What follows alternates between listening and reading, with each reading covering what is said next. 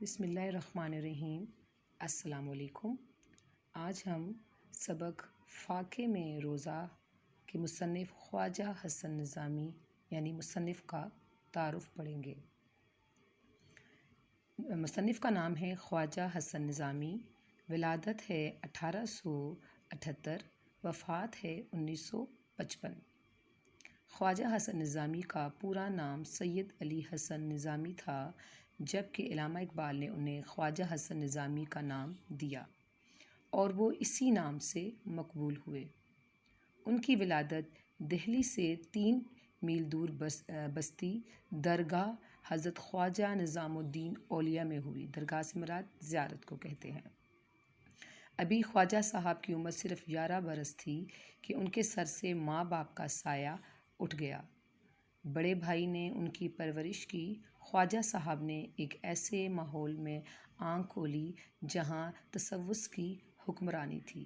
تصوف کا مطلب ہوتا ہے علم معرفت، دل سے خواہشوں کو دور کر کے خدا کی طرف دھیان دینا، یعنی دنیاوی خواہشوں سے ہٹتے ہوئے اللہ سے رجوع کرنا۔ تزکیہ نفس یعنی اپنے نفس کا غلام نہ ہونا، بلکہ اپنی خواہشات سے دور ہوتے ہوئے اللہ سے لو لگا لینے کو تصوف کہتے ہیں۔ انہوں نے مروجہ علوم کے ساتھ ساتھ تصوف کی تعلیم بھی حاصل کی۔ مروجہ علوم کہتے ہیں جو اس زمانے میں رائج علوم ہیں، جیسے کہ آج کل رائج علوم میں انگلش جو انگریزی تعلیم ہے یا سائنسی علوم وغیرہ ہیں، اس وقت جو انہوں نے مروجہ جو ضروری تعلیم تھی یعنی جو بیسک تعلیم تھی، اس کے ساتھ ساتھ تصوف کی تعلیم حاصل کی۔ منشی غلام نظام الدین یعنی تاجر کتب دہلی، جو کہ کتابوں کے تاجر تھے، کہ فیض صحبت سے ان میں ادبی ذوق اور صحافتی میلان پیدا ہوا۔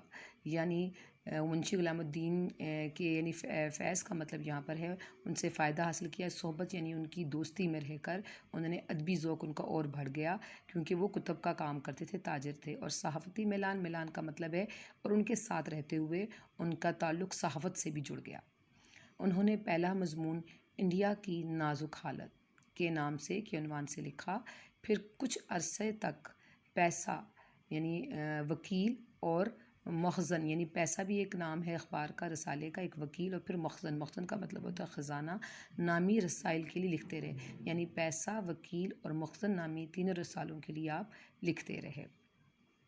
حلقہ نظام المشائخ، ٹھیک ہے، اس کو مشائخ کا مطلب ہوتا ہے بزرگان، بزرگ، اور جو ہے اس کا مطلب تشبیہ دینا بھی ہوتا ہے۔ حلقہ نظام المشائخ کے مقاصد کی، یہ ایک حلقہ تھا، ایک ادارہ تھا جہاں پر آپ کام کر رہے تھے، کہ مقاصد کی ترویج کے لیے 1911 میں انہوں نے مصر، شام، فلسطین، عرب اور دیگر اسلامی ممالک کا سفر کیا۔ یعنی اس کی ترویج کے لیے، اس کو بڑھانے کے لیے، اس کو عام کرنے کے لیے، اس کی اشاعت کے لیے آپ نے ان ممالک کا سفر کیا اور اس کو پروموٹ کیا۔ 1919 میں نظام المشائخ کے عنوان سے پہلا ماہنامہ رسالہ جاری کیا۔ پہلے انہوں نے اس کو پھیلایا، اس کی اشاعت کی، اس کے بعد پھر اس کا پہلا رسالہ جاری کیا۔ یعنی یہ ان کے ادارے کا نام تھا جہاں پر مختلف قسم کے رسائل چھایا ہوتے تھے۔ انہوں نے مختلف اوقات میں چھوٹی بڑی کئی 100 کتابیں اور رسالے تصنیف کیے۔ خواجہ صاحب کا تعلق ایک صوفی گھرانے سے تھا، اس لیے ایک مقصد کو سامنے رکھ کر انہوں نے سادہ اور آسان اور عام فہم زبان میں تصوف کے اسرار و رموز کو عام لوگوں کے لیے لکھنا شروع کیا۔ عام فہم سمجھ میں جو آنے والی چیز ہوتی ہے، اسرار ہوتا ہے پوشیدہ، رموز کہتے ہیں رمز کی جمع، یعنی اصول، قاعدے، لکھنے کے قاعدے۔ انہوں نے یعنی کہ تصوف کو اور ایسی چیزوں کو جس کو ہر انسان نہیں سمجھ سکتا تھا، انہوں نے اپنے عام زبان میں عام لوگوں کے لیے لکھا، تاکہ ہر شخص جو کہ مشکل چیزیں ہیں جن کو نہیں سمجھ آتی، ان کے لیے لکھنا شروع کیا۔ انہوں نے ایسا دلکش طرز تحریر اور پیرایا کہتے ہیں ڈھنگ یا طریقہ بیان اختیار کیا کہ خشک اور بے کیف اخلاقی اور روحانی مباحث تصوف اور فلسفے سے نکل کر ادب میں داخل ہوئے۔ یعنی وہ کہتے ہیں کہ جو پہلے جو تصانیف تھیں جو کہ مشکل تھیں، بے کیف تھیں، جنہیں سمجھنا بہت مشکل تھا، جن میں اخلاقیات کی کمی تھی، اور ایسے روحانی چیزیں جو کہ سمجھ میں نہ آنے والی تھیں، یعنی فلسفہ، علم حکمت کا علم، دانائی کا علم سے نکل اسی چیز کو، اسی فلسفے کو، اسی تصوف کو انہوں نے ادب میں داخل کر کے آسان کر کے بیان کیا۔ ان کے مضامین کے مقبول ہونے کی ایک وجہ یہ بھی تھی کہ انہوں نے سب سے الگ طرز اختیار کیا، یعنی کہ ان کے مضامین کی شہرت کی وجہ یہ تھی کہ ان کے لکھنے کا انداز باقی لوگوں سے مختلف تھا۔ جو کچھ لکھا سیدھے سادھے اور عام پیرائے میں لکھا، عوام کے لیے لکھا اور ان موضوعات پر لکھا جن پر انسان کی طبیعت خود بخود مائل ہو جاتی ہے، یعنی ان کے لکھنے کا انداز اتنا دلچسپ اور اتنا خوبصورت ہے کہ قاری جب ان کے تصنیف کا مطالعہ کرتا ہے تو اس کی دلچسپی بڑھتی جاتی ہے اور وہ مزید پڑھنے کی طرف مائل ہو جاتا ہے۔ انشاء پردازی کے معاملے میں انہوں نے کسی کی تقلید نہیں کی، یعنی کسی کے نقش قدم پر نہیں چلے۔ انہیں مضمون نگاری پر اتنا عبور حاصل تھا اور وہ اس فن میں اتنے ماہر تھے کہ انہوں نے کسی کی رہنمائی نہیں لی۔